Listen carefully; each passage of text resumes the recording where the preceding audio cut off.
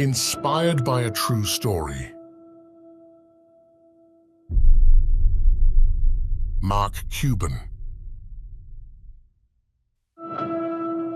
Hailed as the luckiest billionaire in the world, a true icon of triumph. Yet beyond his global fame lies an untold origin story, a narrative not widely shared. His journey wasn't always paved with gold.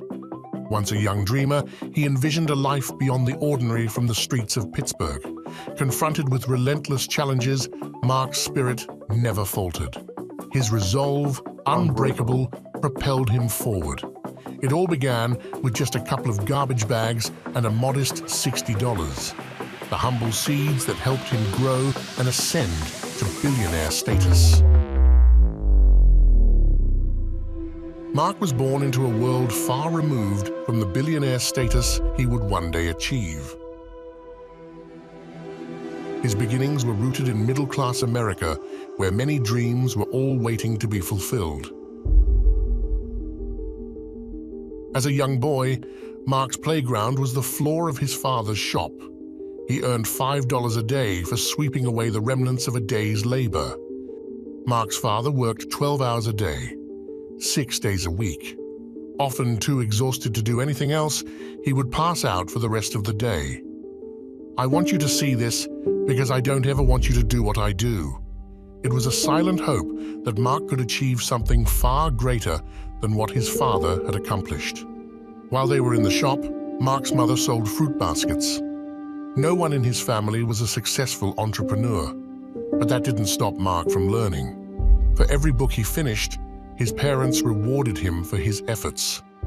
$1 for every 100 pages he read.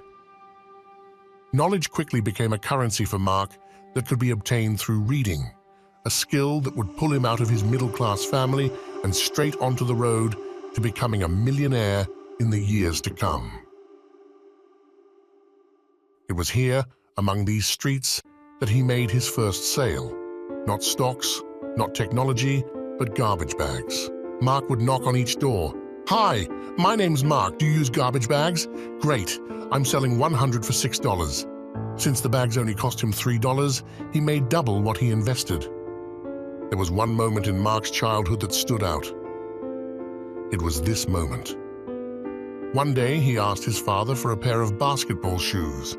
To his surprise, his father rejected him and told him to pay for it himself. From then on, Mark knew if he ever wanted anything in life, he would have to get it himself. By 12, he learned how to put together deals and started his journey into the art of selling. He started with flipping newspapers and then baseball cards, stamps, and even coins all throughout high school. But in his junior year, he felt there was more to business than what he knew. "I hope to run my own business someday." It's what I told myself every day.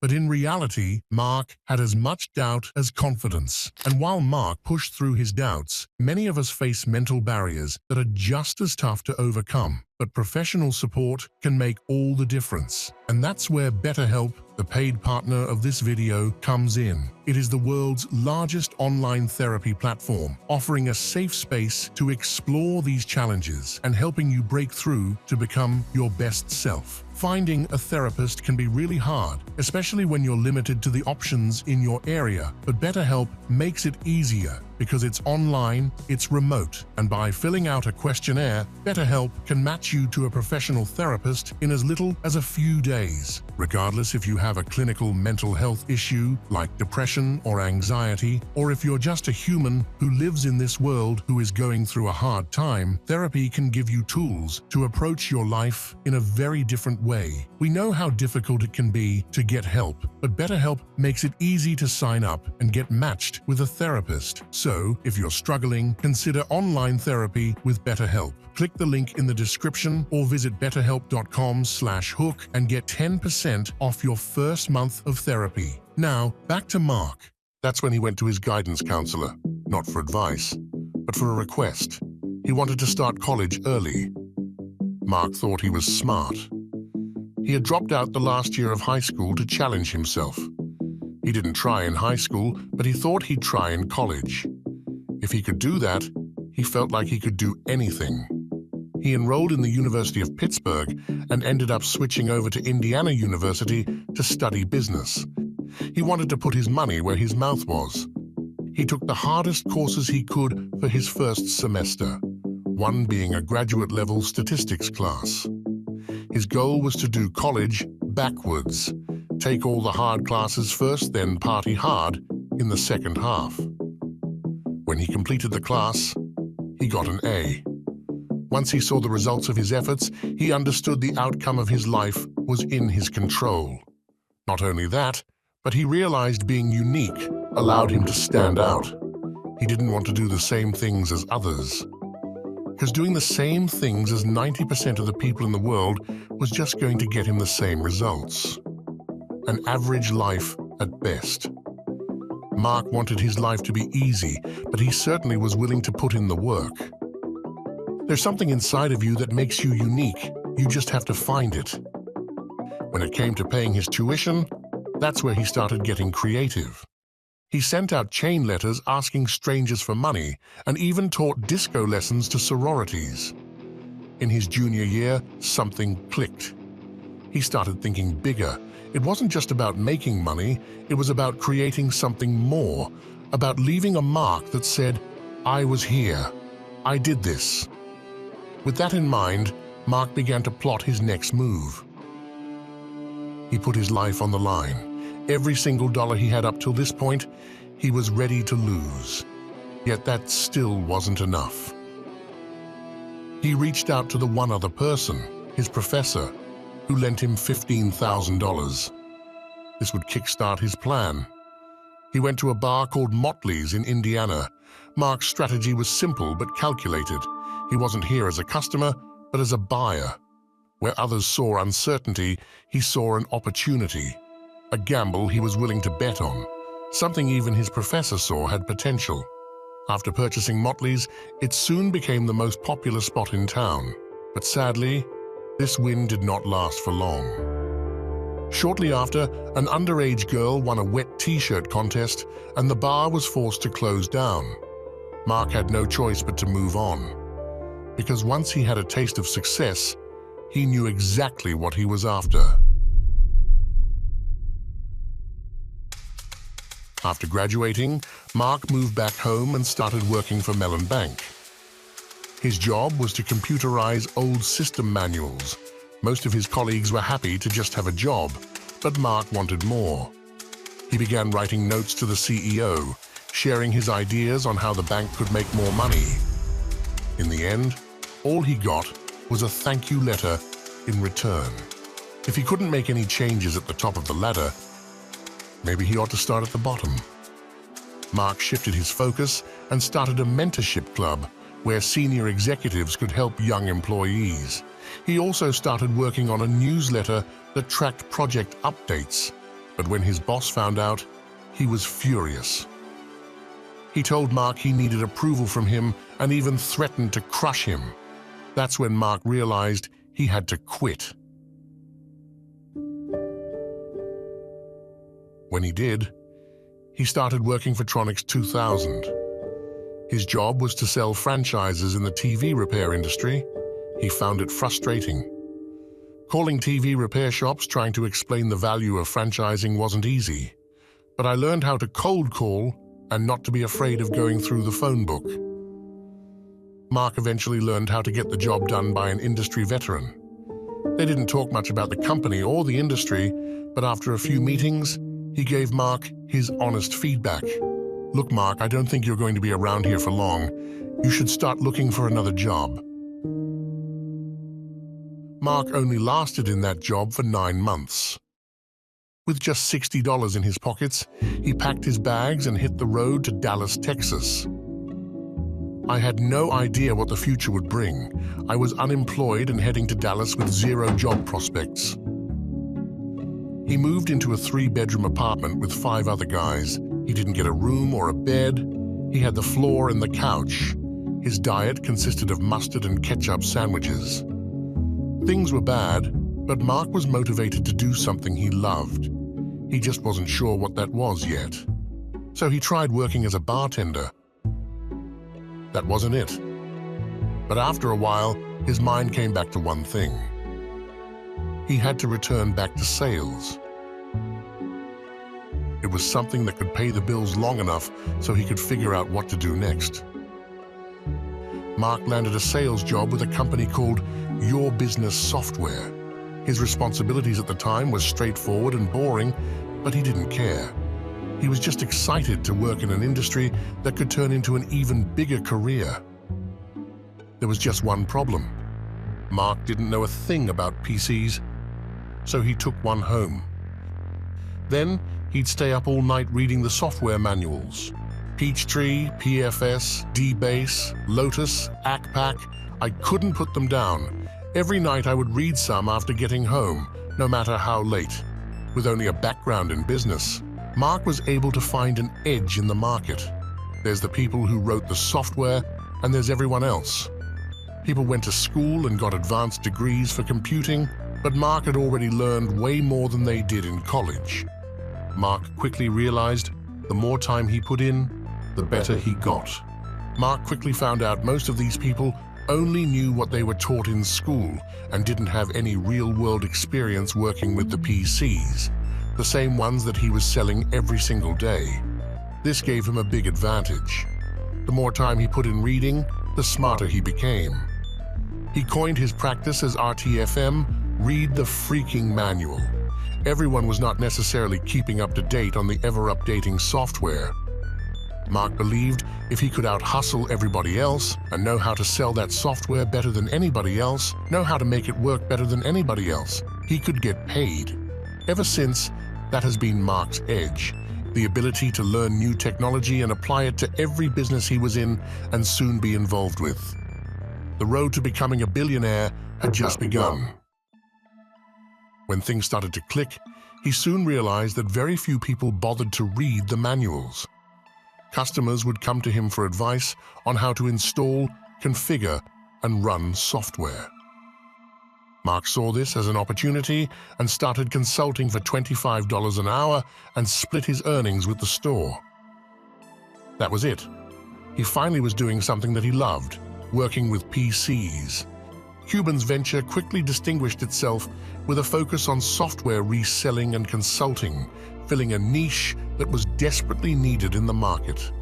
9 months in, a customer asked Mark if he could meet at his office to close a deal.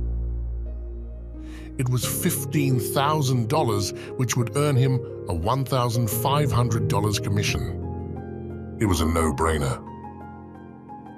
Mark didn't hesitate to say yes. With that kind of money, he would be able to move out and sleep on a bed for the first time in a long while.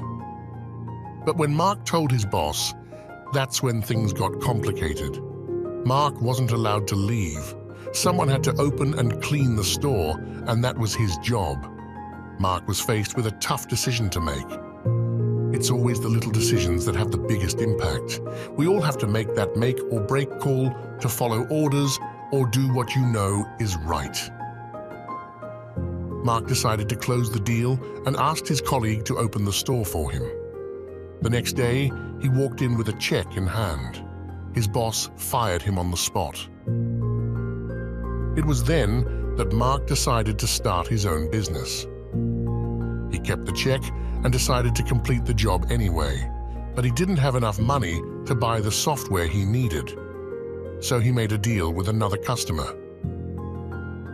Look, I got fired. Would you front me the money? I promise you that if I can't make it work, I'll come work for you and work it off. They gave him the money he needed, and with it, he started Micro Solutions. It was the dawn of the PC era, and starting a company was now or never. I immersed myself in the PC industry and studied Microsoft and Lotus and watched what the smartest people did to make things work. Despite learning as much as he could, he knew he couldn't do it alone. He needed help. At this point, it was clear to Mark what he was good at and what he wasn't. Mark turned to one of his buddies, Martin, the perfectionist. He was someone he could trust and was very detail-oriented. Mark had a vision ready to go, but Martin made sure they took the steps necessary to make things happen. With just 4 employees, Micro Solutions sold PCs, software, and training to businesses. They cashed in on their hard work day by day, week by week, and month by month. From the customer to their receptionist and straight to the bank. But after making about $84,000, Mark got a call from the bank. "What do you mean there's no money in the account? Where did the money go?" There was only $2,000 left in the account. See, according to the bank, all the checks had been deposited, but to a different account, an account that belonged to none other than their receptionist. She was able to deposit all of the checks Mark had given her by using whiteout to remove his name. Then, all she had to do was write her name, and now all their hard work would be deposited into her personal account. Mark was left with a tough decision. He could either quit right now or just go straight back to work.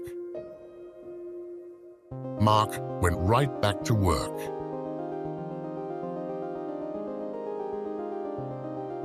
One day, Mark had to drive down to a store in Austin, Texas, to pick up a PC part.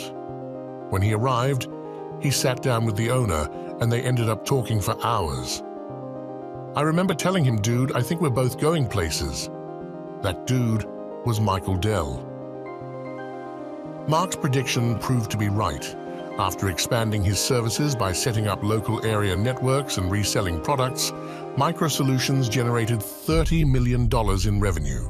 Eventually, it was sold to CompuServe, a subsidiary of H&R Block, for $6 million.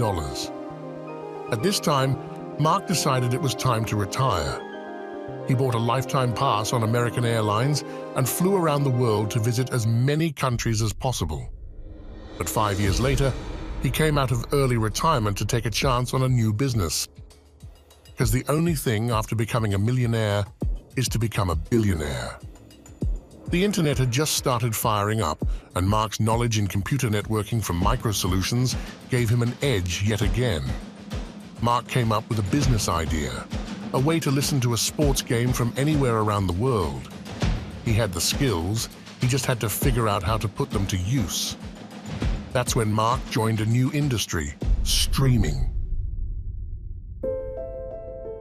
Mark launched AudioNet, a streaming service that allowed anyone around the world to listen to sports games across their 126 servers. Initially, it started as audio streaming, but Mark had bigger dreams. He didn't just want to listen, he wanted to see the games. That's what gave birth to broadcast.com. Technology was one of Mark's strengths. He also knew sales was another, but he also realized a lot of his success also had a component of luck to it. It was about being at the right place at the right time. But it's not just about being there doing the right thing. You had to be prepared, so that when luck meets opportunity, you could execute without fear, without doubt. There's no looking back. Forward is your only path. I'm going to the BBC, Billionaire Boys Club.